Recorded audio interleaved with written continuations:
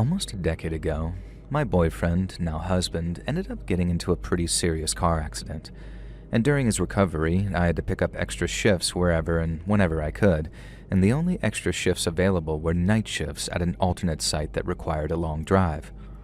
I didn't mind at all, and that's what made me think, wow, maybe I love this guy enough to start a family with him. But it was also on one of these nightly commutes that I went through the single most traumatic experience of my whole life. My route took me through some pretty desolate patches of Arizona, and although I'd climb into my driver's seat with the sun still above the horizon, it'd be full dark outside by about half hour or 45 minutes into the drive. Now, I hated driving at night, and even more so these days because it reminded me of this whole thing. But back then, I was kind of adjusting to the whole routine of grabbing a bucket-sized iced coffee and then listening to my morning playlist at the total opposite side of the day. But then, on this one particular journey, I remember the feeling of horror I felt when, on a particular desolate stretch of road, my engine started to seize up. I didn't know much about cars at the time, I still don't really, but I knew the sounds my car were making were not normal or healthy. Now, being the idiot I was, I didn't do anything but hope the issue would resolve itself, but it didn't. And I don't think that I made it more than a couple of miles further before I started to see either steam or smoke coming out from under the hood. I pulled over and turned off the engine, thinking that if I just left it a few minutes to cool down, I'd be able to start her up again and just keep driving. But when I turned my key in the ignition, the engine did nothing but turn over a few times before dying. I tried a few more times, hoping things would unscrew themselves in there somehow, but nothing worked. And then after letting out a stream of curse words that'd make a sailor blush, I called ahead to work and told them about my engine trouble. Now, my boss wasn't happy, but he wasn't mad either. He just told me to take care of it, get to work whenever possible, and keep him updated on how things were going. I hung up and was just about to call roadside assistance when I noticed a dark-colored van pull in ahead of me. I got this feeling of hope, thinking someone had pulled over to help out. And then when I saw the van back up so it was much closer and watched a guy climb out of his driver's seat, I felt this wave of relief and appreciation, thinking some good Samaritan was going to help me get to work on time. I opened up my car door just as the guy was fully lit up by the headlights, and saw a man in a dark jacket and beanie waving and smiling, all friendly. Arizona nights get cold as heck, so I didn't think it was unusual that he had his hat pulled down to his brow and was all bundled up against that cold. Now, the first thing I said was, "Thank you so much," to which he replied, "No problem," and then asked me if I was having engine trouble. I told him I was, and that his timing was nothing short of a miracle, as I was on my way to work and in a real jam. He made some joke about how cars always pick the worst times to give you trouble like that, and then after explaining that he was a mechanic, he asked me to pop my hood so he could take a look at the engine. Now, once he'd opened up the hood, I joined him in taking a look at that engine, but like I said, I had next to no idea what I was looking at. There was this moment of awkward silence, and so I introduced myself to the guy. Now, he said his name was Clay, and we shook hands, and then he went back to staring at my engine for a couple of seconds under the light of a little flashlight that he had before he said something about how things weren't looking good. When I asked him if he could fix it, or if it was better calling a tow truck, he told me to give him a minute, and then he went back to it for a minute or two before exclaiming, "Aha!" Now, I've never understood car speak, and I guess that was written all over my face too, because the more he talked about what the problem was, the more he got this smile on his face. He cut himself off at one point and asked if I understood what he was saying, to which I obviously said no, and then told him how it was usually my boyfriend who dealt with all the car stuff and I just drove the thing. Now, the guy laughed and said something about how his wife was the same way, but then instead of trying to break it down so I could understand him, he kept on using all of those super technical words. Now, I guess this might sound kind of hard to describe because how do you put a feeling into words? But the more the guy talked about what was wrong with my engine, the more I got this weird feeling that he was sort of making fun of me. I obviously didn't accuse the guy straight up. After all, I was still under the impression that he was doing me a favor, and figured that I was maybe just being paranoid. But then at one point, he used a word that in my head got me thinking, did he just make that up? Now, I let him carry on talking for another minute or so, watching as this big grin grew on his face, and then he used another word that was so on the nose silly that I had to be like, wait, are you making fun of me right now? Now, the guy who called himself Clay gave me this look like he was half hurt and half confused, as if to say, why the heck would I do that? And then right as I was about to apologize, he says, "Hey," and then burst into laughter. He then admitted right to my face that the only reason he stopped was to, and I'm using his words here, mess with me. Now, I half expected him to sort of actually fix my engine once he was done playing his little prank, but he didn't. He just kept on laughing like duping me was the funniest thing in the world. And then I remember asking him, "So, are you even a mechanic, or?" And he acted like that was a punchline to his whole joke. He took a few steps back, bent doubled over, and wheezed with laughter, and I had to stop myself from yelling about what an a-hole he was. I was mad as hell, like so angry I was practically shaking, because who the hell does something like this? But I was also aware that I was a 5'2", 100-pound woman, alone on a dark road with a guy that was clearly getting a lot of joy of screwing with me. And all that came out of my mouth was, "Dude." And then I cut myself off because I knew it was either that or insult the guy so badly that he'd get mad and actually turn on me. Then right as I pulled my phone out and I was about to dial 911 to report a breakdown and some a-hole harassing me, Clay spoke again, and he said something like, Okay, I'm not a mechanic. I admit it. I'm an artist." Now that was the angriest I got with him because I'm thinking, dude, for real? What the hell is wrong with you? Now his laughter slowly petered out and he raised his hand with the palms flat like he was about to apologize for something. But he didn't say sorry. Far from it. He then says, For real, I'm an artist, I swear." And then he started telling me how he made pretty pictures, but not for a living, just for fun. And then I remember how he said, word for word, that he would make a pretty picture by blowing your brains out all over the blacktop. There was a shift right there. This horrible shift from him laughing and me being angry to me being terrified and him enjoying it in this sick, sadistic way. Because right as I looked at my phone to dial 911, the guy pulled a gun from the back of his waistband and pointed at me. "Ah, not so fast." He reached for my phone and took it from my hand, sort of like, "I'll take that." And I wanted to run, to scream, to do something, but I couldn't. The sight of that gun had me frozen to the spot like I'd suddenly turned to stone. It was cold out, really cold, and my brain was telling me, don't move a muscle. Don't give him a reason. But still, the shakes started, and they got bad. When he said, "Keys," I was so shook up that all I could say was, "What?" And he went from amused to furious while shouting, "Keys! Where are they?" I stammered out that they were still in the ignition of my car, and then after telling me that I was dead if I moved, he took them from the ignition and tossed them into the darkness of the road. And if that sounded like the perfect time for me to run, it wasn't. He kept the gun trained on me almost the whole time. If I tried to run, I'm 99% sure that I wouldn't be around to write this right now. He must have seen it written all over my face, sort of like, "Why did you do that? My car is busted. Why would you toss my keys away like that?" And seeing it, the big grin found its way to his face again, and he told me how in that kind of situation, it's better safe than sorry. I didn't say a word in reply. I couldn't, not even if I wanted to. As he slammed my car door closed again, he asked, "Who's going to miss you?" And at first I thought he meant sort of like the folks at work, like if I didn't show up, who was going to notice?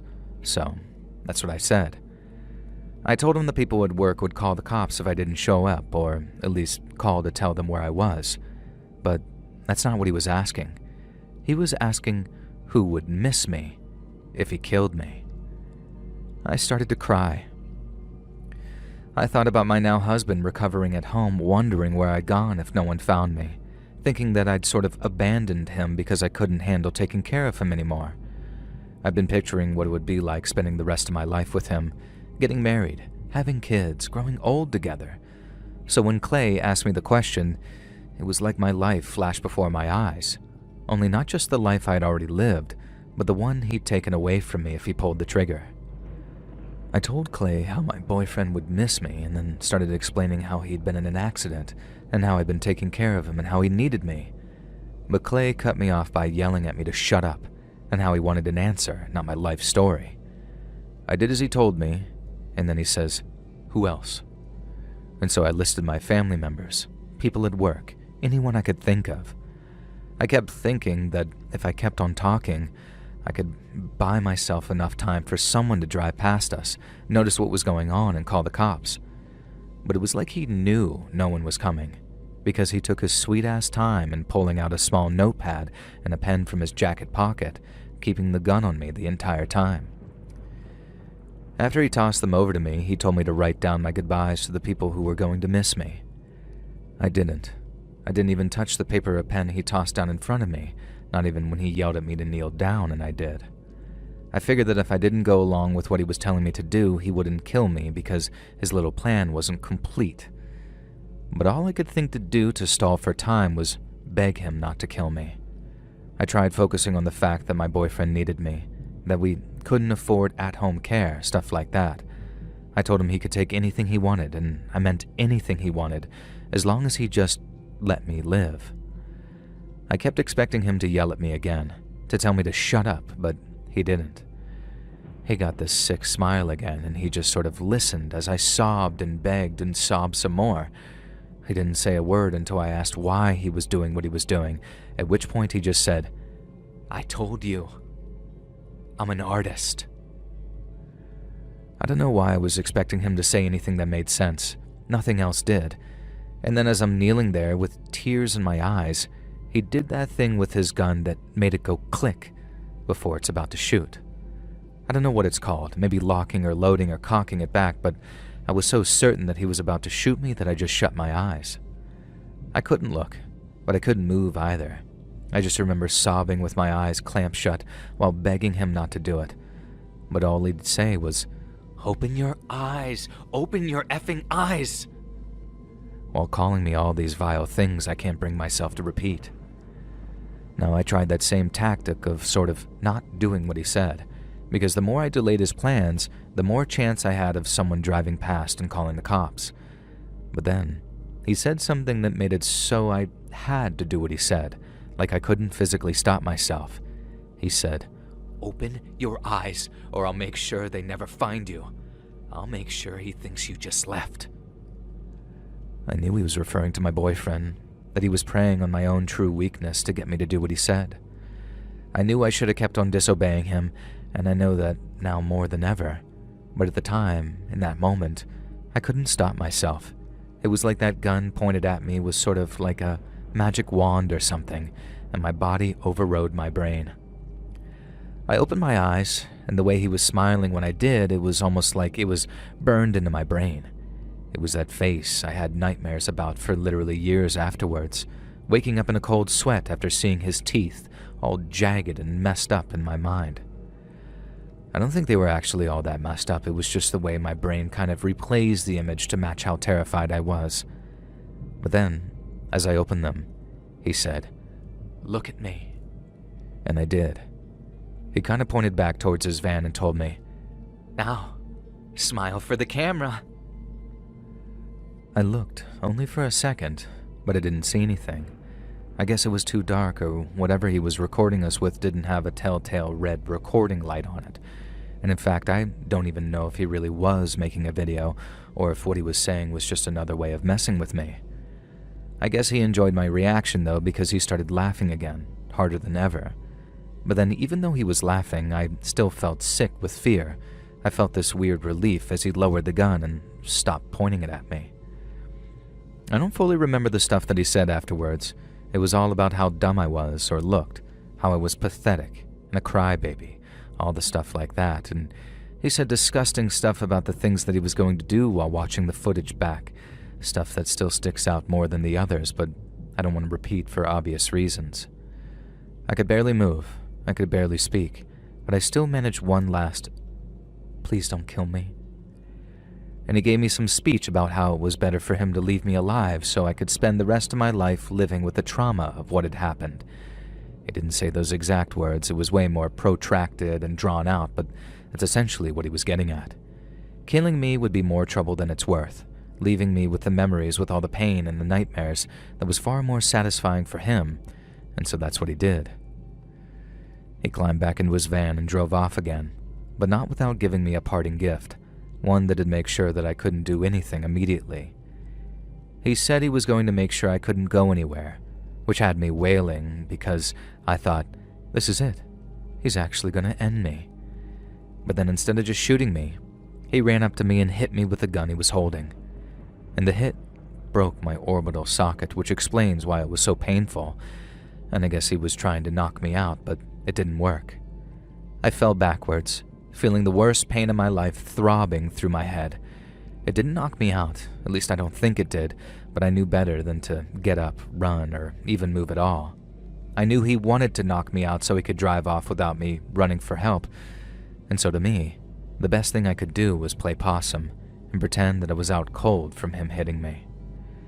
I remember quite literally begging God to make it a convincing act, to have him believe that I was out cold and I was going nowhere for at least a while. And the reason I still pray today is because it worked. I heard him laugh one last time, and then footsteps on the pavement, and after that there was a sound of a car door slamming, an engine starting, and the guy who called himself Clay took off into the night. I won't go into all the details of how I was rescued because it's mostly me walking along the side of the highway covered in blood, crying and shivering from the cold and the adrenaline dump until I saw headlights coming towards me. I was terrified at first, thinking it might have been Clay coming back to finish me off. But then, when I saw it was an actual Good Samaritan, I burst into tears again out of sheer relief before I climbed into their passenger seat and they called the police for me. Gary, who will forever be my hero, waited with me at the gas station that we found while waiting for the cops and the EMTs to show up. And then it was a case of explaining what had happened, passing on as much detail as possible in the hopes that they might be able to find the guy. And after that, I was taken to the hospital for treatment, which is how I found out something was broken in my skull. And it was there that I waited for my boyfriend to show up, which he did, limping into the ward with a friend of his who had given him a ride at a moment's notice. And that was the icing on the cake, knowing the extent that he'd go to in order to look out for me. And within 18 months, we were engaged to be married, and then we tied the knot around 8 months afterwards once we had the money and the venue we wanted. It made up for the fact that Clay was never found, and I needed something to make up for it because for a long time I used to beat myself up for not being able to recall his license plate number. The doctor said it was most likely a result of the concussion, and that it was pretty normal for people not to be able to remember little details about an event that they sustained a head injury in. But that didn't seem to sink in for me for a long time, and I used to cry sometimes, wondering why I was so dumb that I couldn't even remember the first letter of a number, just that dumb purple cactus that is on all the generic Arizona plates. I'm over it now for the most part. There's just one thing that still bothers me to think about on the rare occasion that it pops into my mind, and that's the fact that out there, somewhere, there's maybe a video of me on my knees, crying and begging for my life while some sick freak gets off on my fear. If that's true, and Clay's never been caught or punished for what he did to me, or has done to God knows how many others, then he might well watch it back sometimes, reliving those sick thrills that he felt the night he mentally tortured me on the side of a dark highway.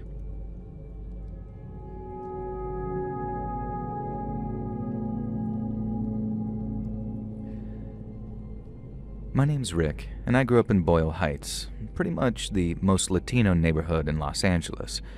Mom and Dad came up from Michoacan before I was born and had me as an anchor baby. Me and Mom were close, but I never knew my dad, and he split when I was still in diapers and actually gave my mom a variation on the old heading out for a pack of smokes line when he told her he was headed out for beer.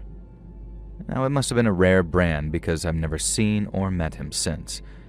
And I dropped out of high school in 10th grade, and while I'd like to be able to say that it was so I could support my mother, I was mostly just sick of the bullcrap.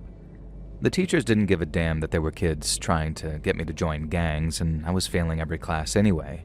So, rather than repeat years and prolong the agony, I quit, and then started working right after. I did stuff like wash cars or haul drywall, and then I worked night janitor shifts at some warehouses downtown. That was probably the worst one because I sometimes had to mop up all the piss and puke from the drunks who slept in the loading docks. The guy who owned the warehouse was really appreciative, and he'd sometimes leave an extra $50 in my pay whenever he heard about a bad one. And that's where I learned how it pays to be able to clean things nobody else wanted to touch. So when a cousin of mine told me how well it pays to be on a cleanup crew that worked crime scenes, my ears pricked up. This wasn't a job working for the cartel or anything crazy like that, getting rid of the evidence and cleaning after the guy they killed. This was a legitimate private company that took jobs cleaning up after someone died in a way that, well, in a way that required cleanup. Sometimes it was a shooting, sometimes it was stabbings, sometimes it was ODs where a guy had been left in a sweltering apartment with no air conditioning for like 6 weeks. And when the cops were done, that's when we moved in. Sometimes doing jobs for private citizens, but mostly doing jobs on city contracts. Pay started at $22 an hour, and back around the time I joined, that was more than I could ever expect to earn anyplace else. And then add on the hazard bonuses and all that sweet, sweet overtime pay, and I was practically jumping at the chance to do a job most other people refused to do. I went down to the office there and filled out some paperwork, and then after about a 2-week class, I was good to go. They taught us about the dangers of bloodborne pathogens, how to bag biohazards, what chemicals eat through carpet stains, and how to wear the Tyvek suit so you don't bring the crap home on your shoes. The instructor was this old Korean dude. He'd been doing it for like 20 years, and he didn't sugarcoat anything. He told us around 1 in 20 of us would walk off the job by the end of our first week, and that a third of us would be gone within a year. We were going to see things that, unless we were cold-blooded psychos, would cause us extreme amounts of distress. We obviously wouldn't see any bodies, but there would be blood, lots of it, and sometimes there would be stuff that used to be blood or used to be skin. It'd be tough work for tough people, but if you could hack the gore, you were golden, and you could make a ton of money without having so much as a GED. On my first day on the job, they threw me and one other guy into a 1-bedroom where some guy had apparently blown his head smooth off. Now, the smell hit me before I even opened the door, and I almost puked in my mask. We didn't have full-on gas masks, just cloth ones, so they didn't even altogether keep the smell out. And that's when I learned to plug my nostrils with Vaseline, and there was no other way to do the work, but we got it done. We cut out the soaked carpet, scraped the walls, and sprayed the enzyme stuff that breaks down the proteins, and the whole job took us 6 hours, but when we finished, the place looked like nothing had ever happened. I was seasoned, and then after the landlord paid the city paid the company, and I got my check that Friday. About 6 months later, I was on a crew with 2 guys named Choi and Randy and our supervisor Frank. Now Frank was hardcore. He was another one who had been on the job for 20 years plus, and while he was definitely crazy in his own ways, he was a good guy and he was good to work with. We were also very lucky to be working with a guy with that amount of experience, as it helped you get jobs done faster and safer, and safety in a job like that is everything. But on this occasion, when we got a job a little further out, Frank wasn't available. We could still do the job, we'd just be a man down and without all that experience. And then after getting word forensics would be done at around 3 in the morning, we all met up at the depot at around 2:30 and then rolled out maybe 10 minutes later. Some nights it's nothing but hosing down a little blood, other nights it's a whole apartment full of needles and piss from a tweaker who died in the bathtub. And that night's job was more like the former and involved hosing down an alleyway where some poor hooker had been stabbed to death. We were grateful for what seemed like a simple job, but what we didn't know was how that one was going to turn out to be far from simple. We arrived at the scene a little later than expected, meaning the cops guarding the scene were pretty pissed. We completed the handover, then after they went off to get their donut fix or whatever they were doing, we started suiting up and getting ready to begin cleaning. But then, just as we're about to start, some older dude, this white guy in a dark trench coat, walks up and introduces himself as a local pastor. Now me, Randy, and Choi are just standing there, listening as he talks about being the family pastor of the girl who had been murdered. Apparently they'd heard the news somehow and he'd been the first person they called. He'd also agreed to head over to the scene to take a look at it for them, on the assumption doing so personally would be too damaging and traumatic for them. The girl's parents said that she'd been led astray while she was still in middle school and ended up selling her body and becoming addicted to drugs. They'd be reunited with their daughter for the first time in years at her funeral, but in the meantime, they wanted him to head over to the scene and pray in the spot that their loved one lost their life. Now, the guy looked legit, and he talked legit too, then after telling us the girl's story, we couldn't exactly go telling him to get lost. None of us had the heart to. And so, instead of starting up right away, we gave the guy like 10 minutes to do his thing while we went and got some coffee and donuts of our own. Or rather, not all of us, because someone needed to stay behind and keep an eye on the guy because we could all lose our jobs if someone found out that we just let a guy hang out near a cleanup site without the proper protective clothing. But then, here's the thing. I didn't really give a damn either. I didn't think some man of God was going to be a problem, not given the circumstances, and not given all he'd told us about his connection to the girl's family. And why would I? So instead of standing with him and watching him like a hawk, I decided to just sit in the truck and get a little shut-eye while Choi and Randy walked to a 7-Eleven. But then, as I'm sitting there, on a sort of spur-of-the-moment type thing, I decided to look over at the pastor guy and see how he was doing, only to see that he was past the tape and on his knees. Now right away I'm thinking how this dude should not be past the tape, and we'd definitely get in trouble if the bosses found out that had happened. But I'm also thinking, the dude's a pastor, praying on his knees at what must have been a very emotional time for him, seeing as he was the family's pastor. But then, I see the guy reach forward, right? Like he's sort of sliding his hand across the ground right where all the blood was. And that was a big no-no. Not so much because why the hell would you do that? Because people do crazy things out of grief. But because, and I say this with all due respect for the dead, there was no telling what diseases that girl had. I hopped out of the truck and yelled something like, "Yo, Padre, you can't just go touching stuff like that." No, I thought yelling at him like that would at least grab his attention for a second, but it didn't. He just stayed kneeling down as he brought the hand that he'd wiped on the ground up to his face. Now, I swear that old Korean instructor of mine would have popped his goddamn pants if he'd witnessed something like that with his own eyes too, and I was pretty worried myself as well. It was probably the most dangerous thing you could do at a crime scene like that, second only to triggering a booby trap or something. So as you can imagine, I wanted to warn the guy that no matter how bad he was grieving, it wasn't worth catching HIV over. Now I shouted over him a second time, saying, "Hey, stop!" as I picked up the pace and started jogging towards him. He stood up as I got close and then turned around as I started to warn him about how dangerous that was. But I don't think I got more than about 3 words out before I saw the blood around his mouth and stopped talking. It was on his lips too, and he had this crazy look in his eyes, but he wasn't like mad or spooked that I'd run up on him. The total opposite, in fact. The guy looked happy, like he'd just done something amazing, when all he'd done was put himself at risk of some seriously disgusting diseases. Now I knew that he must have been a freak or a head case by that point, so I started yelling at him to get lost before my crew showed back up and we called the cops. Now we started backing off as soon as I stepped to him, which was a huge relief seeing as I really did not want to fight a guy with a bunch of strange, potentially contaminated blood on him. But his expression didn't change one bit. He seemed really pleased with himself, like he'd done something that he loved to do. But although I'm yelling at him to get the hell away, he didn't turn. He started talking to me instead in some language I couldn't understand.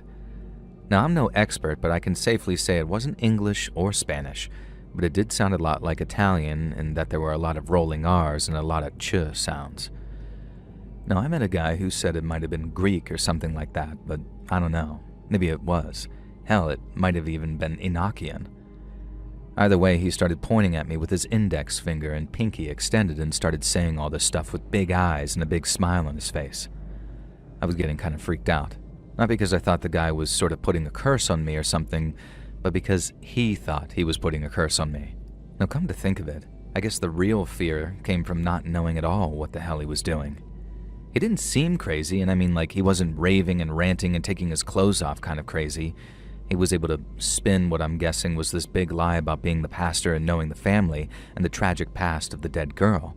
So there was this sort of horrible overtone of, this guy knows what he's doing.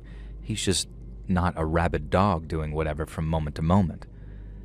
Now, eventually he did turn and walk away, and the whole time I'm yelling about how I'm gonna call the cops or the EMTs or maybe even both because he needed help from all kinds of doctors after what he did, you know? But all he did was walk away, still kind of laughing to himself while speaking in that weird language of his. I couldn't bring myself to call the cops, not until Randy and Choi came back with our coffee and we got our story straight.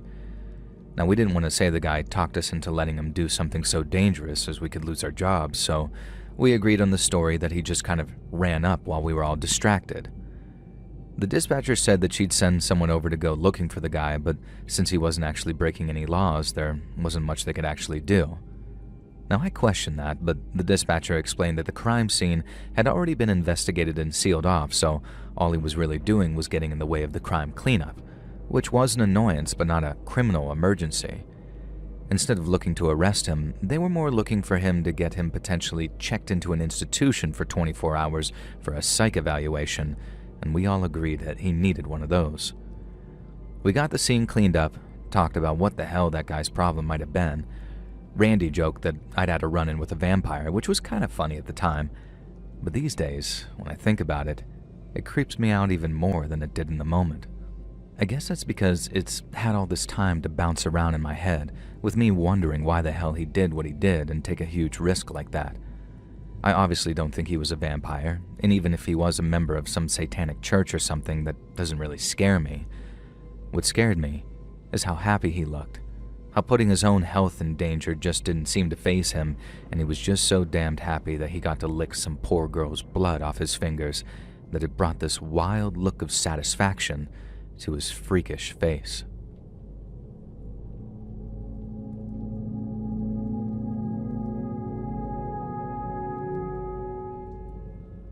My name's Andy. I'm a professional videographer, and my fiance likes listening to your podcast while she cooks. Now, I've heard one or two absolute banger stories, and although my fiance doesn't have anything to contribute, thank God for that, I do. Because even though I've filmed in dangerous high-crime areas of the US and UK, as well as many, many conflict zones all over the world, nothing has frightened me like what happened at an old Welsh castle one night back in 2009. So, back when I was still freshly graduated, I used to advertise on Facebook and in newspapers. I mostly did stuff like weddings and secondary school dances, low-level stuff for what I considered to be reasonable prices. But then one day, I got a message from a guy that immediately piqued my interest, because instead of being soon to be married or a secondary school's head of year, this guy's profile said he was a paranormal investigator. Sixth form dances are nice, but trust me when I say that you can only do so many before they get a bit boring. They're also weirdly hazardous because a drunk sixth former can cover an impressive distance with their projectile vomit, and while it makes for a fantastically disgusting photo, the last thing I want to do is spend the wee small hours cleaning spew off my expensive camera.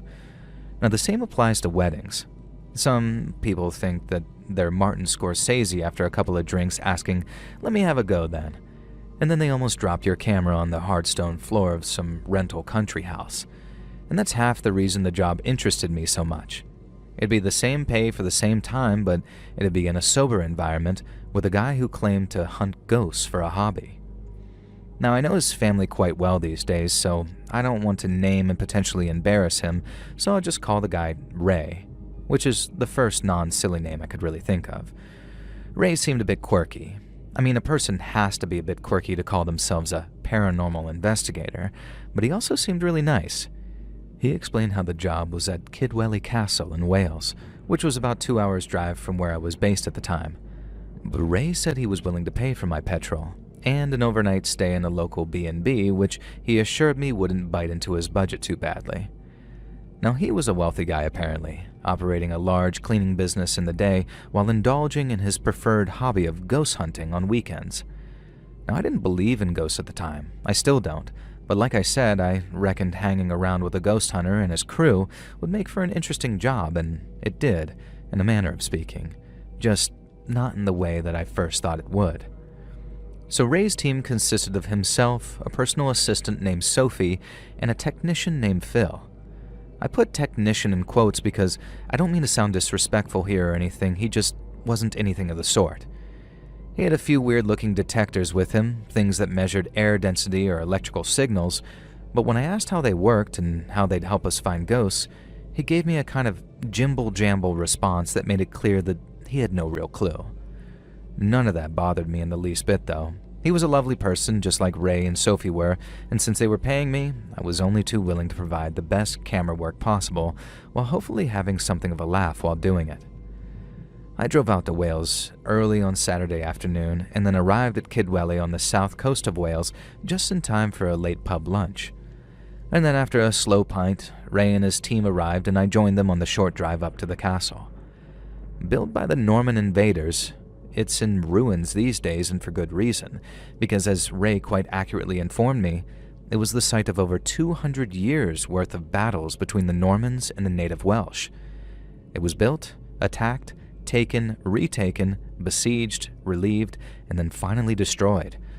And while Ray had no doubt that the ghosts of dead soldiers reenacted those ancient battles on a near nightly basis, they weren't our reason for being there. Now, I apologize in advance for the name, and it'll no doubt cause you a bit of trouble pronouncing it, but I'll try and help you out a bit. According to Ray, we'd come to Kidwelly to hunt the ghost of Gwenllian Vergrythyth, a 12th century Welsh princess who led a rebellion against the Normans. Now, I'm not some history buff. I have no idea who he was talking about or how to spell or pronounce her name, but as Ray told me her story, I was captivated. Apparently, Gwenllian was the great-great-great-granddaughter of the High King of Ireland, and her beauty, along with her skill with words, inspired many a man to follow her into battle.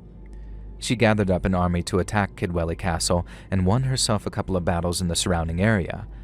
But one thing the Normans were never short of, thanks to constantly conquering and absorbing other forces, was men. And so when she and her army finally marched on Kidwelly itself, the Normans were ready for them, and after her soldiers were soundly beaten, the Normans took Gwenllian captive. Now here's where things get dark. After the Normans captured Gwenllian, they wanted to make an example of her, and so with all her surviving soldiers gathered in a field not far from the castle, the Norman commander condemned her to death by beheading.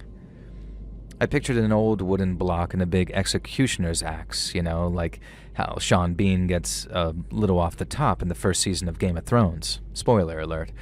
But according to Ray, that's not how it happened. A Norman soldier, right there in front of all of Gwenllian's men, took a dagger from its sheath and sliced through her neck so slowly that she drowned in her own blood rather than enjoying a quick and painless death. When the dagger reached Gwen's spine, it wasn't sharp enough to cut through, so the soldier resorted to twisting and pulling, breaking the wretched woman's neck before he quite literally tore her head from her shoulders. And by the end of his retelling, I remember thinking, no wonder the poor woman's spirit can't rest, and Ray agreed. He said her ghost still wandered the castle walls, racked with the guilt of failure and plagued by the agonizing memory of her own brutal execution. Now naturally, Ray thought that his best chance of getting an actual ghost documentation, as in like recording one on camera, was a night in Kidwelly Castle. I told him I couldn't promise anything, as I had no experience or belief in recording otherworldly spirits, and so he assured me that that wasn't a problem. All I had to do was stay close, do as he asked, and point the camera where needed. Everything else was on him. Now, to my surprise, Ray was actually really professional. He had ideas for scenes, he had little speeches memorized when he hit different parts of the castle, and he even had us rehearse little drills for whenever Phil, the tech guy, got readings on his instruments. I was impressed, like really impressed, and as the sun went down and a shooting started, it felt more like we were making a proper documentary than just filming an amateur ghost hunt. They had a lot of fun doing it too, and that definitely transferred onto the footage. I remember thinking their viewers must have had a lot of fun watching, but in terms of seeing any actual ghosts, no prizes for assuming we didn't see any. We'd made our way around the castle grounds with Ray talking about all the various battles that had been fought over it, as well as the brutal beheading of Gwenllian. But like I said, there were no real ghosts, no orbs, or no unusual readings on any of Phil's equipment, and we made it all the way up to the battlements, which by that point was just a small stretch of walkway hemmed in by iron railings for safety, accessible by a spiral staircase that was as deep as it was narrow. And before we went up, Ray instructed Phil to do a loop on the castle at ground level with his equipment just to see if there were any readings he might have missed. And after that, me, Ray, and Sophie ascended the stairs, very carefully I should add, and then started to shoot a scene on the battlements. It was obviously dark out, but my camera's light illuminated the battlements quite nicely, and we ended up with a really nice shot as Ray pointed off into the field and spoke about the spectral battles that locals claimed to see. It was all a load of bollocks if you ask me, but I wasn't there to pass judgment or offer an opinion. I was there to shoot, nothing more, nothing less. So when Ray suddenly stopped talking in the middle of a sentence and looked out into the dark field away from the battlements, I did nothing but keep filming him. With his flair of dramatics and not believing in any of that ghosty stuff, I honestly thought Ray was just sort of pretending to see something when he said, Oh my gosh. I see something. Sophie started looking out towards where he was pointing, asking where, but Ray didn't respond. He just kept on looking out into the darkness with this shocked look on his face. Keeping the shot on him, I looked off into the darkness to try and see what he was looking at, but there was nothing. Just this big, dark field, barely lit by what little moonlight made its way through the clouds. Ray suddenly turned to me and told me, rather frantically, to get a shot of the field and what he was looking at. I obviously did as he asked, but there was nothing but darkness, and my camera didn't pick up anything at all.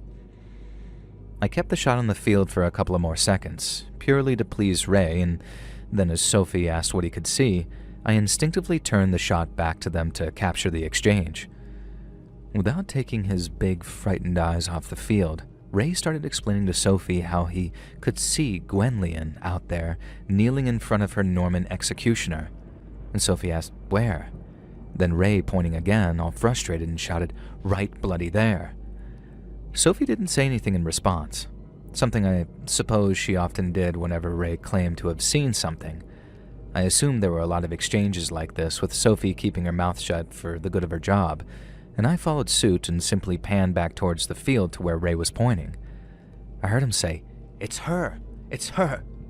No, wait, it's... And then he went quiet for a second. I panned back to him, hoping I could catch whatever he was going to say next, and the look on his face was nothing short of haunting.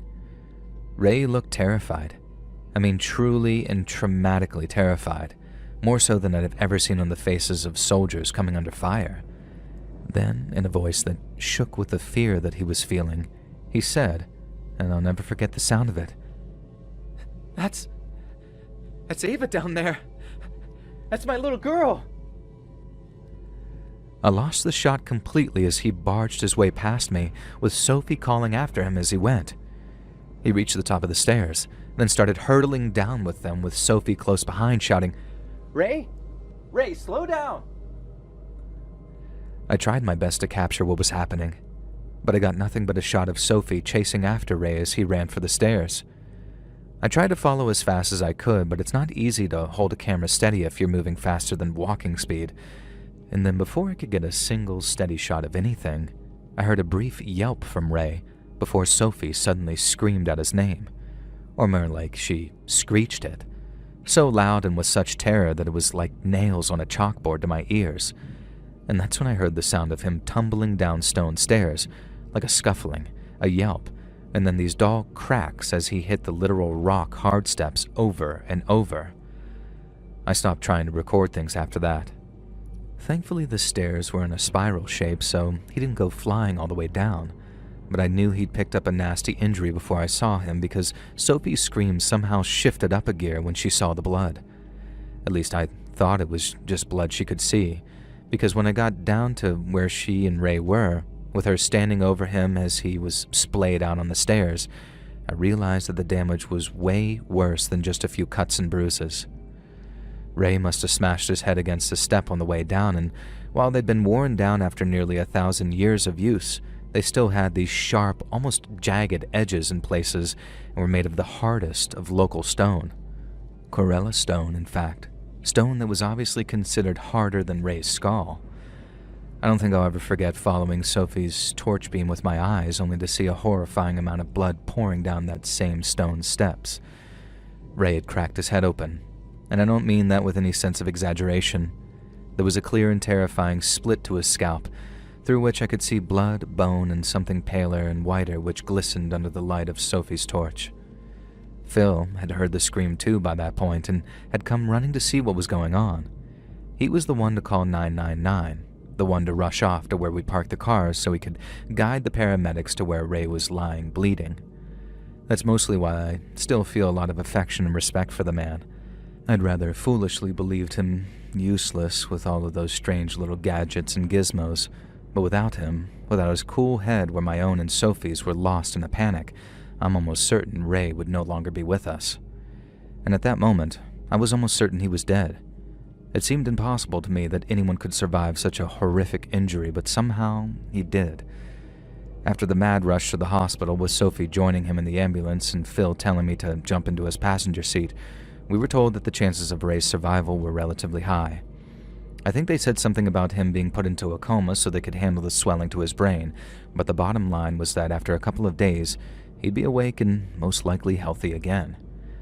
That was obviously really great news, and so great that I was able to start driving back home with enough peace of mind to keep from crashing, but sadly, we didn't get the happy ending I thought we would.